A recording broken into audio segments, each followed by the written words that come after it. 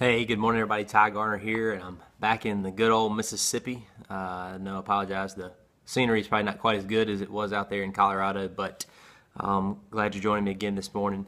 Over the last few days, we've been talking about prayer. Specifically, we talked about prayer for yourself, then prayer for your spouse, and today we're going to talk about praying for your marriage. I think it's all kind of comes together in this final thing. And we hit on it a little bit the other day and talking about how if you're not praying for your spouse, then there's no way that you can be aligned together. And I think more importantly, if you're not praying with your spouse, you're not going to be aligned together. And I call myself out for this because I should do a better job of this, but fear and things like that, Satan obviously keeps us from doing those things. Fear of what? Judgment from your spouse. If your spouse is judging you for wanting to pray, then you probably have an issue bigger than that. So it's just Satan. We allow Satan to get in our heads and our minds and keep us from doing the things that we know we should be doing.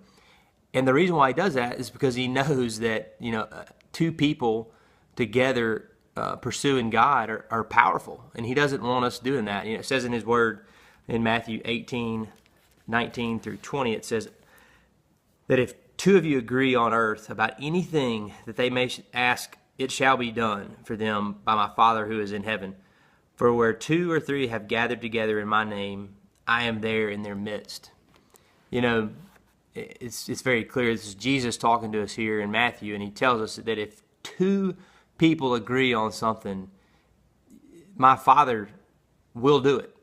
And that's why I think Satan is so heavily attacks marriages, is because he knows that when people come together and agree that God can do powerful and mighty things. And so if we're not praying together with our spouses, we're not necessarily going to be aligned together. You could be praying for your spouse, and she could be praying for you, and you can be praying for the same things, but you don't even know it. But if you can come together and align your hearts and pray together and pray towards the same goal, God is going to be able to do mighty things in your marriage.